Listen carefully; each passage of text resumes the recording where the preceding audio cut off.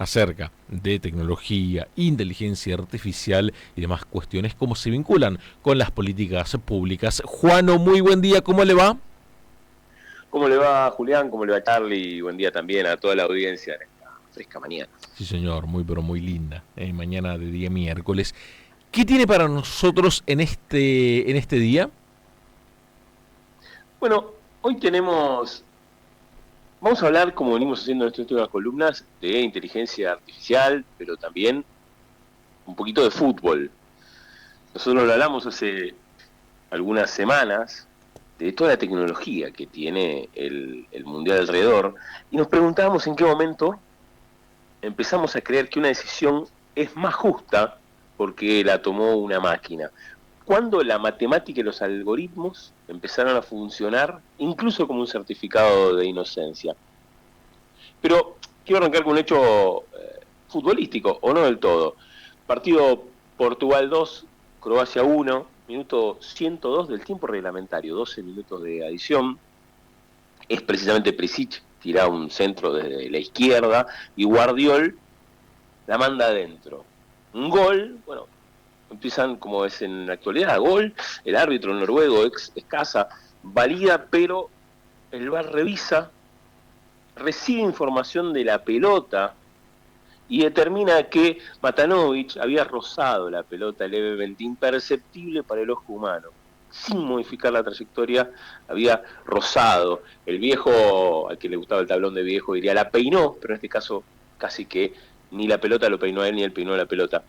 Pero es el propio balón, o sea, la pelota con un sensor adentro que detecte ese toque mínimo, ¿no? El oso es ese roce humanamente imperceptible, y con ese dato Ujú. alcanza. Ya hablamos de la pelota del Mundial, que tiene un sensor IMU que puede enviar datos hasta 500 veces por segundo. Pero la pregunta que nos hacíamos y nos hacemos es, ¿en qué momento aceptamos que la pelota deje de ser un objeto y empiece a ser parte de las decisiones? Bueno, el sensor que está dentro de la pelota está claro, ¿no? Pero ahí la pelota habló, y cuando habló la pelota parecía que no se le podía discutir.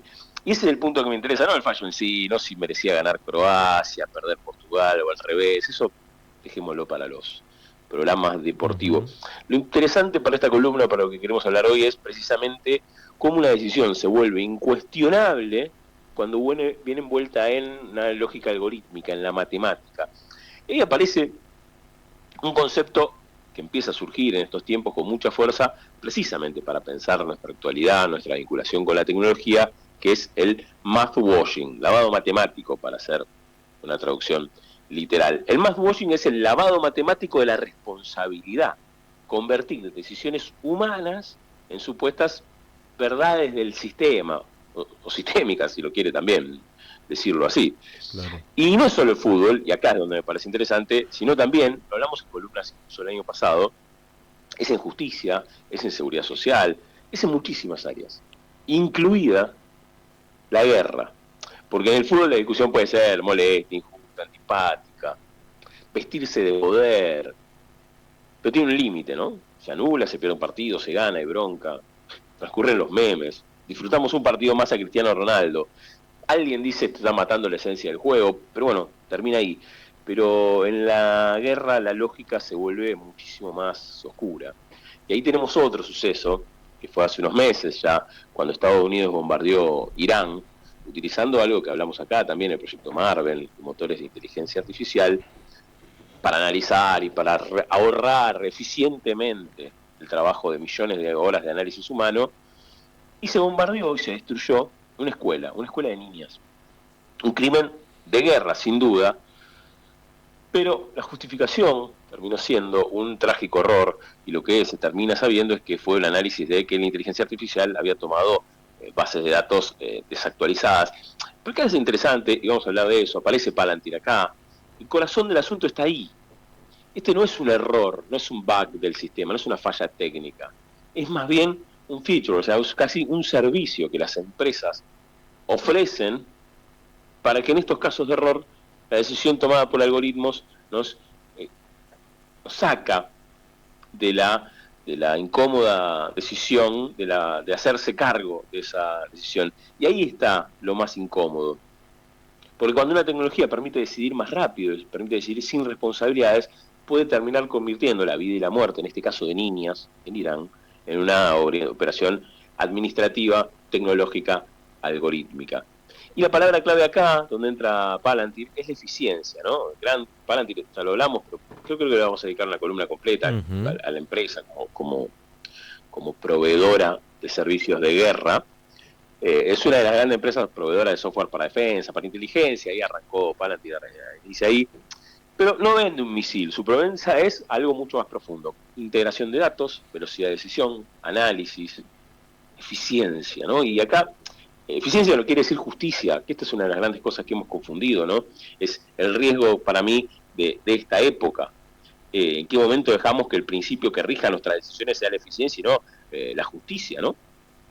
Y ahí está, confundir velocidad con inteligencia, o precisión con verdad, o automatización con responsabilidad, y sobre todo confundir decisión técnica con decisión moral.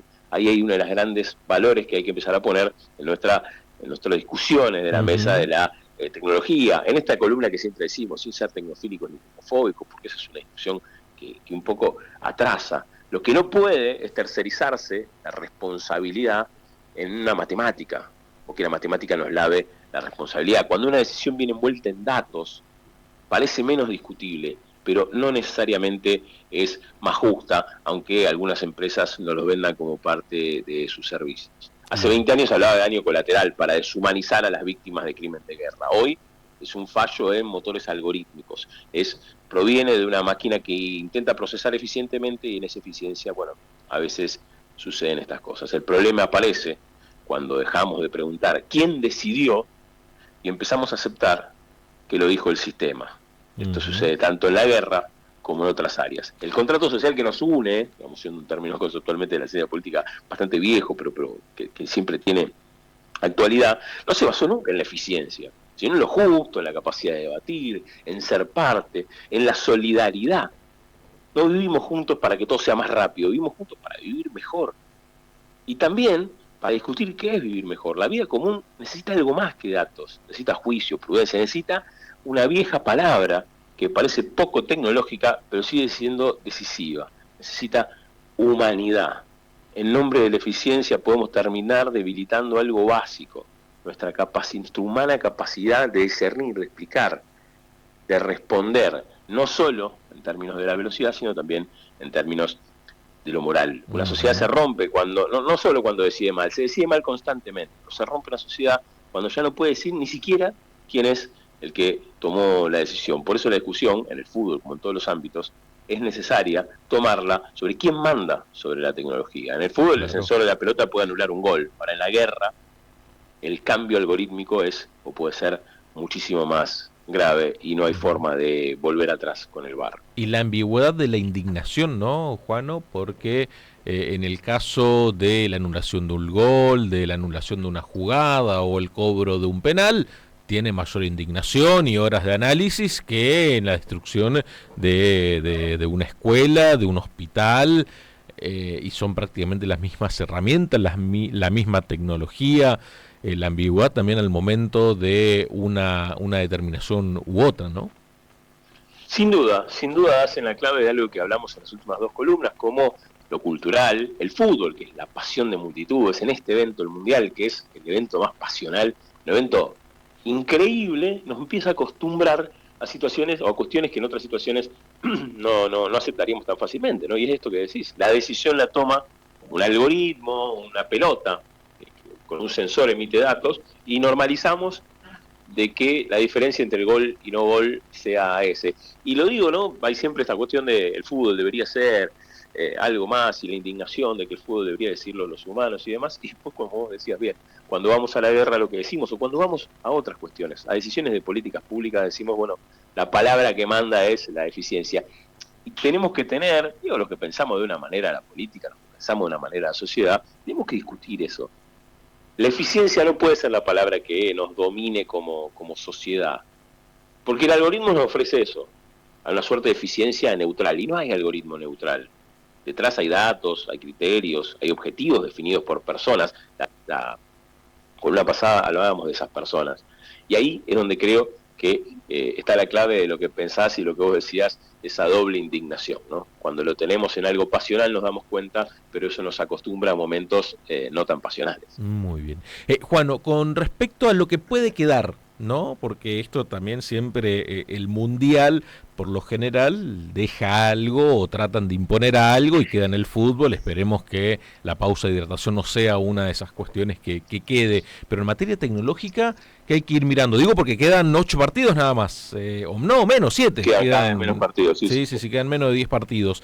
En materia tecnológica, ¿qué hay que ir mirando que puede quedar o que se puede trasladar al ámbito doméstico? Bueno, ahí nosotros hablamos en otra columna de las cuestiones de formas de seguridad, de la utilización de robots perros y demás que garantizan la seguridad, de todo lo que es el acceso a los estadios, cómo ha cambiado eso. Pero acá lo que me parece que muchas veces también... Hay dos cosas que me parecen muy interesantes que pasaron esta semana y que suceden y que pasan, ¿no? El VAR revisa muchas jugadas, pero hay una sola que tuvo revisión humana. La roja a Balogun, en la cual Donald Trump termina diciendo, muchachos, eso no fue roja, ni siquiera sé lo que es una roja, y ahí hay una demostración de dónde está el poder real y esto que decíamos recién, ¿no?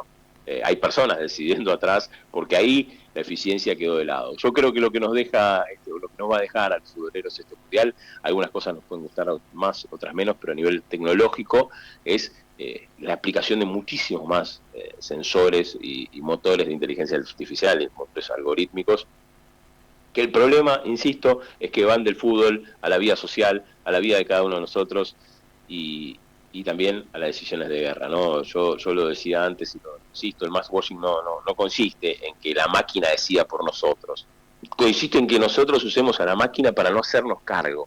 Y eso lo quiero llevar, y eso por eso me interesaba este no gol de Croacia, porque muchas veces eso va en el fútbol, en la guerra, en la sociedad, pero también va en las decisiones individuales y personales de cada una, que cada vez más confiamos en los chats, digamos, ¿no? Los chats GPTs de la vida, para que tome decisiones por nosotros, y eso sigue siendo algo que nos deshumaniza. Muy bien. Juano, muchísimas gracias por estos minutos.